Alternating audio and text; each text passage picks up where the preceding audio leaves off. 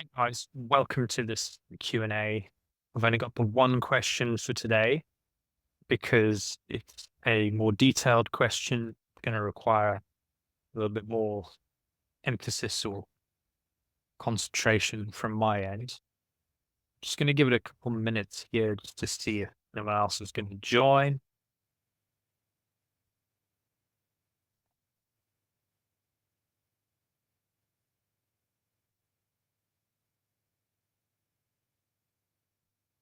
So, question that I'm going to cover is how to change lifelong eating habits that seem insurmountable,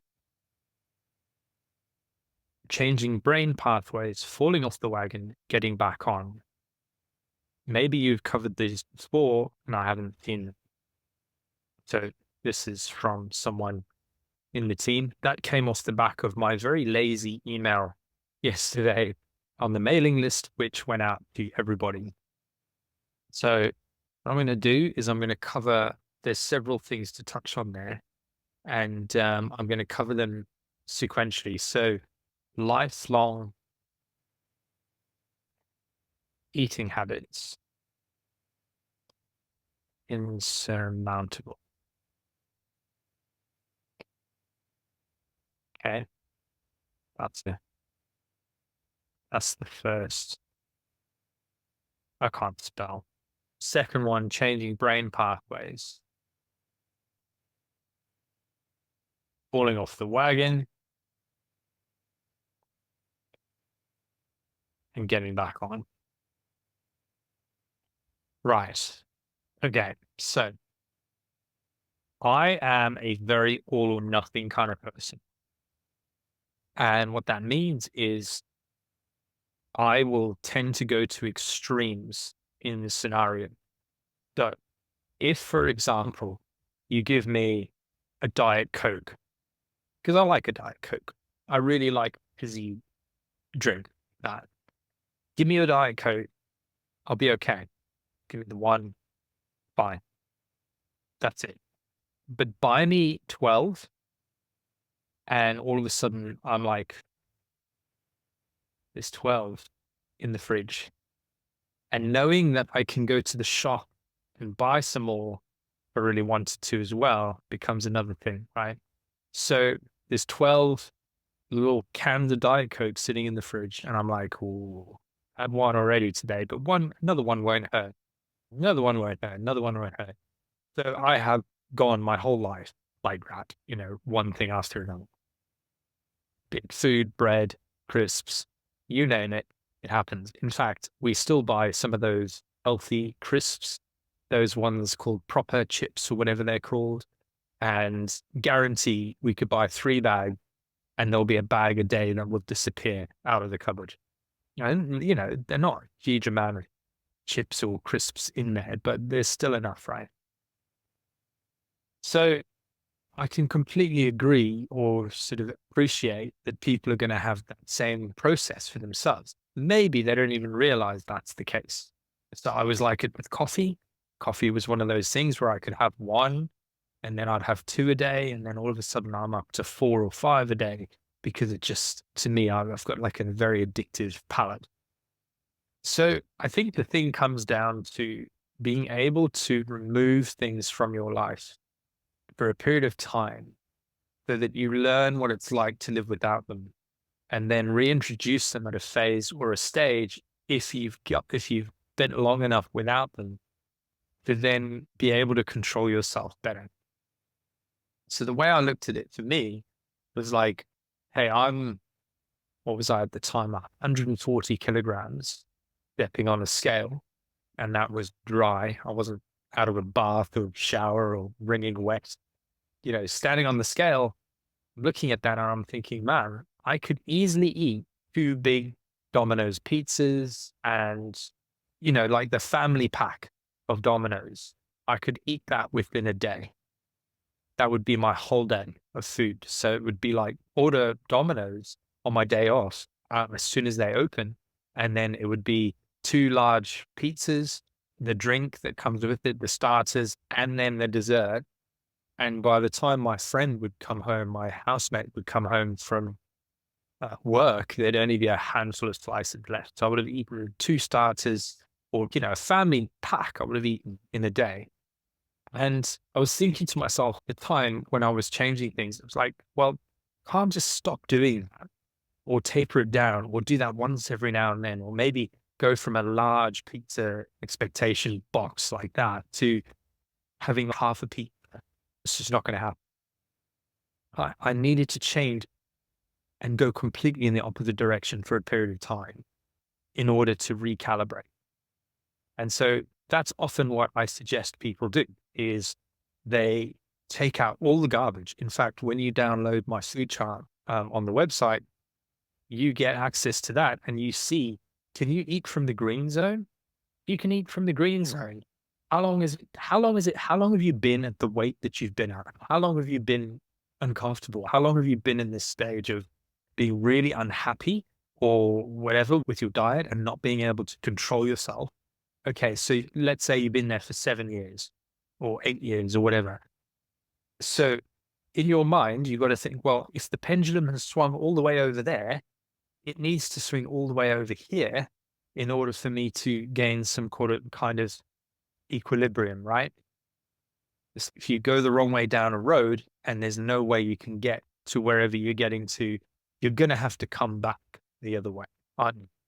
And you're going to have to travel the same distance and then some more to get to where you want to go. And what I see happening a lot for a lot of people is that they swing the pendulum in this direction and then they course correct the pendulum to about here and they start feeling better. And then they start getting this upward momentum, but then they're like, oh, well, one meal won't hurt. And then bang, they swing back all the way over here. And in reality, what will happen for a lot of people, depending on your mindset, is that you'll swing back into here, and then you might duck back a little bit, then you swing forwards, then you duck back a little bit, then you swing forwards, and then eventually you're sort of all the way over here and you operate in this realm. This is just a weird analogy, but anyway. The point I'm trying to make with this is that depending on your self-control,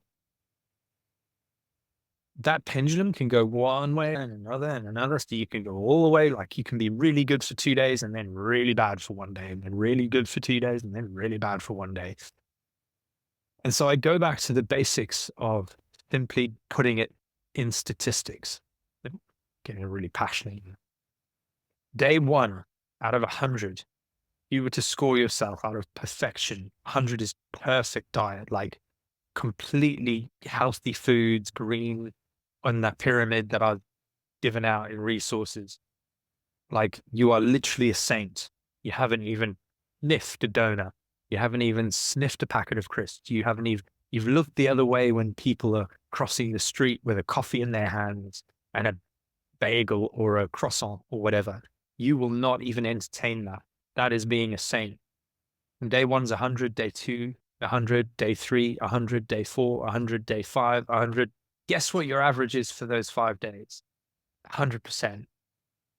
And then on Saturday, you accidentally fall over and a croissant falls off the shelf and falls into your mouth and you accidentally eat it. And then all of a sudden you're like, oh crap, that was an 80% kind of day. Well, then you need to aggregate 5 times 100 plus 80%. So it's 500 plus 80. I don't know what the maths is there. 580. Hey, there you go. 580. Then you've got Sunday.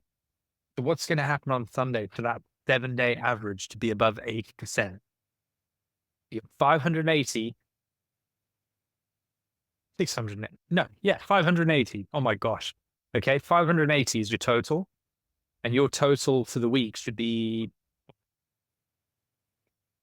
700. So now the best you can do is 680. The worst you can do is 580. And then you got to figure that out. Like you just got to figure out that score and work it out statistically, literally break it down and go an objective reality here, not a subjective one. Oh, I think I was an 80%. Were you really? What is an 80? What even is 80%? To me, 100% is being a complete saint, and you're sticking to eating completely nourishing food, fresh foods, vegetables, fruits, staying away from processed carbohydrates, eating lean meats and proteins, minimal dairy, because, let's face it, dairy products, they're very hit and miss unless you're getting like organic stuff. For a lot of people, dairy can upset them. They've already got an intolerance to it. So, hey, how can you keep that to a minimum? So you're the same, and your goal score is 700 for the week. And if you're scoring anything less than 80%, your pendulum is going to keep going backwards. It's just never going to move forwards the way that you need it to be. So visualizing that pendulum, visualizing that percentage every single day, every single week, but not in a constrained way for your brain. And this is what I talk about brain pathways. You have the choice to choose whatever you want for your diet. Absolutely anything. You live in the UK, most of you. In fact, I don't think there's a single person I work with or that's watching this that hasn't got access to a smartphone or a computer, which tells me that you've got a relatively first world situation in your life, which means you could probably get up out of your chair right now, go wherever you like. If you're on the toilet, get off the toilet. I don't know why you're watching me on the toilet. Anyway, you could literally go right now and go to the shop and get yourself whatever you want. I can go now. I know there's a shop around the corner. I know the shops that sell the stuff that I want as well. I know that the co-op over there behind me won't have the crisps that I like, but I know Sainsbury's about the same distance away will, and they'll have 3 different types. So where am I going to go if I'm feeling weak? Well, I can go to Sainsbury's. And there's a guy who talks about this, Jocko Willink, I think it is, or whatever. And I don't agree necessarily with everything he says, because I think he's just a bit of a military guy. But there is a distinct amount of freedom that comes with discipline. Think about it. If you're disciplined and if you're very strict with yourself, you will have the freedom to choose how you live your life. If you're not disciplined with your health, if you're not disciplined with your process of well-being, there will come a day where you won't have the choice. People will be dictating your health for you. And often the case is that person has got a little notepad with a prescription pen, and they give you pills to take away your symptoms. Because the healthcare system is not designed to help you get healthy. It's designed to get you out the door. It's designed to keep you sick, because there is literally, I mean, you don't even have to go for a doctor's appointment to understand, okay, that you can literally make a phone call today in the UK. You won't get to see your doctor because the doctors aren't very easily accessible. And you could literally make a phone call and you could say whatever you want to that person, and they will give you a prescription based on what you say. So if you're lying to yourself about your health conditions and you just feel like, oh, I just need some extra pills, you could become an addict, right? So that healthcare system is broken, and those are the people, if you don't make choices for your health, those are the people that are going to be making choices for your health in the future. They'll send you for the scan. They'll give you all the treatment. They'll give you all the things that you need. And it all probably started with a metabolic condition. Think about it. Metabolic conditions, cardiovascular disease, diabetes, these things, they're not joke. There's no joke here. Like, you can live a long life with these conditions and they'll creep up on you. And one day the choice is not yours anymore. The choice is someone else. And so for me, I was very aware of that when it came down to the myriad of things that happened. I was sweating all the time. I always felt uncomfortable in whatever clothes I was wearing. I always felt out of breath. when I was walking up and down stairs. I felt weak. I was clammy. My face was, my complexion was horrendous. I didn't look well. I kept getting sick. I kept getting coughs and colds and splutters. I always felt under the weather. I had headaches. All of these are just little signs that the body's going, whoa, buddy, just chill. Like whatever you're doing is not working. So you need to stop. And then what did I get? I got an appendicitis that came about after one day, right? This is no joke. I went to handmade burger company with my ex-girlfriend on a Sunday. And I remember it distinctly. And I ordered the biggest burger that they had. And I scoffed that thing down, had all the chips, and I started feeling really tired. Oh my God, I don't feel well. And then she couldn't finish her food. So I ate that as well. And then she was like, oh, I'm going to do some more shopping. We were out in this shopping place and I'm going to do some more shopping. And I went and I was like, look, I'm going to catch the bus and I'm going to go home because I don't feel very well. Got home, my stomach was hurting and I was like, oh my God, my stomach hurts so bad. Just going to pop a few Rennies, have a cigarette, have a cup of coffee. Maybe it'll go away. Didn't go away. Lay there all night. I was like, oh man, my stomach. Anyway, long story short, next day was in A&E and then they were like, no, you need your appendix taken out. And they didn't have enough space because that hospital was so overwhelmed. And I lived in quite a poor area at the time. And they put me in the psychiatric ward. And when you stay overnight in the psychiatric ward in a hospital that is overrun with patients, you start to really understand the depths of our healthcare system in the UK. And I cried myself to sleep that night for many reasons. I literally remember just crying myself to sleep and hoping that everything would be fine.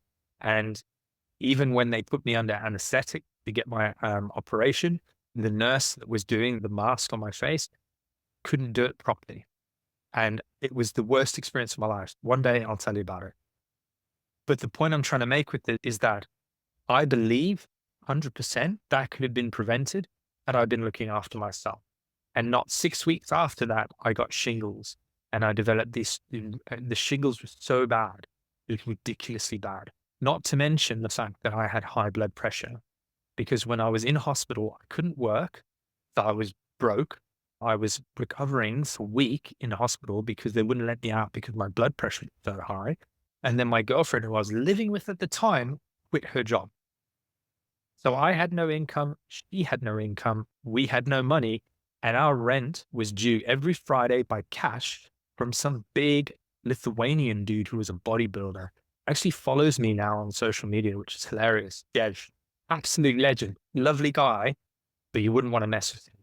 And so he would knock your door on a Friday night and he would want the cash. And if you didn't pay him in cash, you were out on the street with all your stuff. So we had 2 cats. Neither of us had a job and we had to figure out what was next. And my blood pressure was through the roof and the doctor was like, you're not leaving. And they made the choice for me because I wasn't in control of my health at the time.